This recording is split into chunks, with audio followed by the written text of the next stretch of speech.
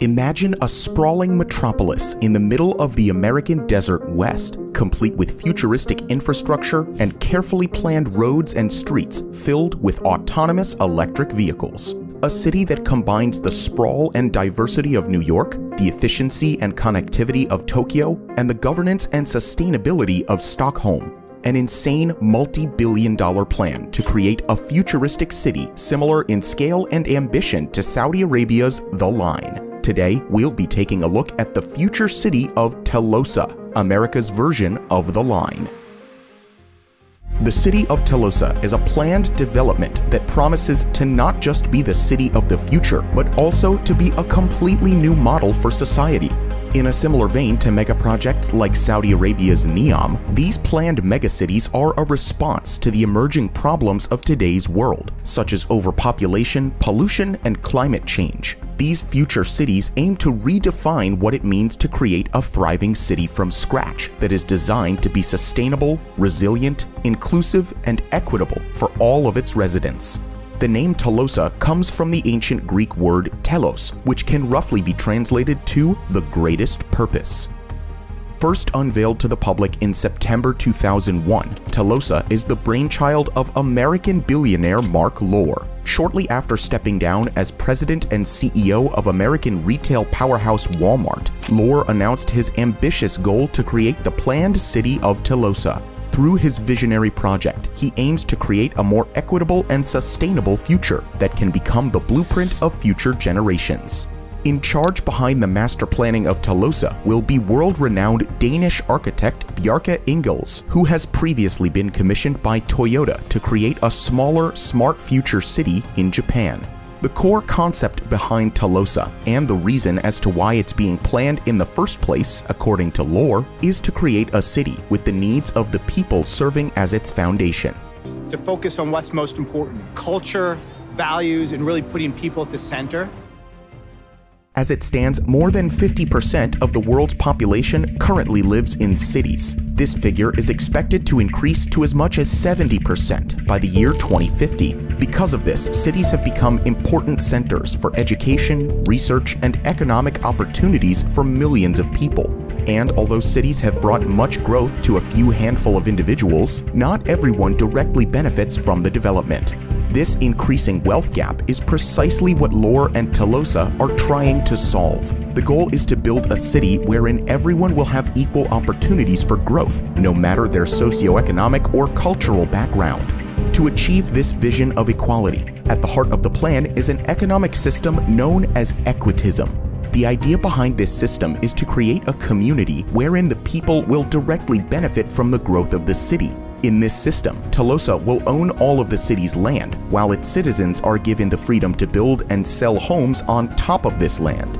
Ideally, as the city grows, land values will also grow alongside it. These generated funds will then be invested back into the city through public services, transportation, education, and healthcare, thus fulfilling the vision of equity, wherein all citizens have equal access to high-quality services.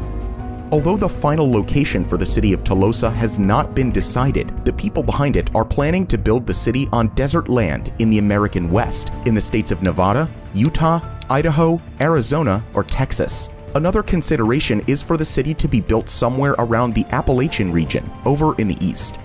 But out of all the available land in the United States, why are they planning to build Telosa in the middle of the desert? One of the main reasons for this decision is that there is plenty of cheap and readily available undeveloped land in the American West. And with Telosa's plan of reimbursing increasing land values back into city services, this cheap land has the potential to pay for itself as the city grows over time. Although the land for Telosa's eventual construction may come at a relatively cheap price, building a bustling metropolis in the middle of the desert isn't exactly the most ideal or even smartest undertaking. Saudi Arabia's recent construction on NEOM and The Line have clearly showcased these problems that Telosa might encounter, as well as in the future. Initially planned to be partially completed by 2020 and expanded upon in 2025, NEOM's construction is already behind schedule. It turns out that building on undeveloped desert land first requires the construction of operating facilities to house construction equipment and personnel in the unforgiving climate. Some other problems that NEOM and the line are currently facing right now are high temperatures, water availability, and the energy impact of constructing an entire city from scratch in a harsh environment. Telosa is also planned to be fully powered through renewable sources of energy. Each building in the city will have photovoltaic cells installed on their roofs, while strategically placed wind turbines across the city's borders will provide additional capacity to power Telosa. The city is planned to generate more power than what it consumes, making it a self-sustaining city when it comes to electricity generation. Additionally, at the heart of Telosa will be the Equitism Tower, the city's tallest structure that will serve as an iconic landmark and a beacon for the city. The tower will house an observation deck, an elevated water storage system, and aeroponic farms that will supply the city with fresh produce. Another consideration of Telosa's layout is an urban design and transportation system that makes it possible for residents to always be within only a 15-minute commute of key locations and services such as offices, schools, parks, shops, and restaurants. Unlike the line, which will be completely pedestrian-centric with a focus on mass transit, Telosa will use a mix of carefully planned transit systems and autonomous electric vehicles. The city will make use of the superblock concept of urban planning, wherein heavier traffic is concentrated over on the borders of the block, while bikes and slow-moving EVs will be given priority on inner streets. This achieves two goals. One, ensuring that people can easily move around between blocks, and second, so that residential areas will be far enough away from major streets to avoid excessive noise. The construction of Telosa will be divided into two phases. The first phase is ambitiously set to be completed by the year 2030. By this point in the development, the city would be capable of housing as many as 50,000 residents over an area of 6 square kilometers, which is roughly twice the size of New York Central Park. Once completed, the second phase of the development aims to fully build the rest of the city over the course of the next 40 years.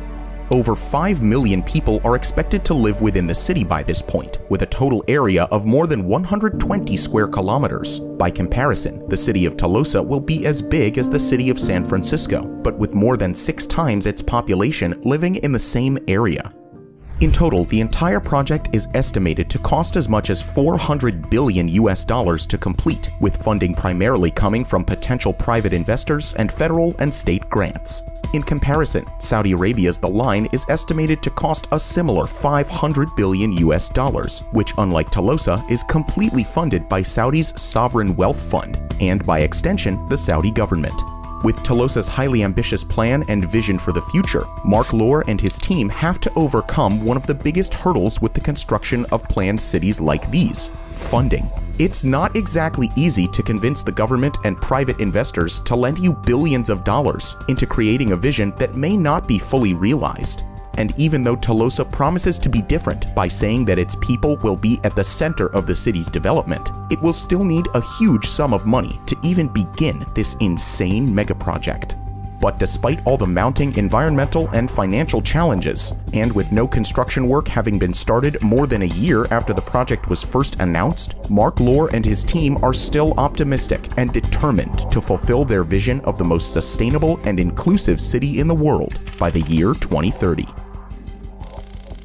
What do you think Telosa would be able to do differently compared to NEOM? Do you think Telosa will ever be completely built? Let us know in the comments down below. If you want to learn more about Saudi Arabia's The Line, which has recently started construction, you can check out our video about it. Thank you for watching, and we'll see you in the next video.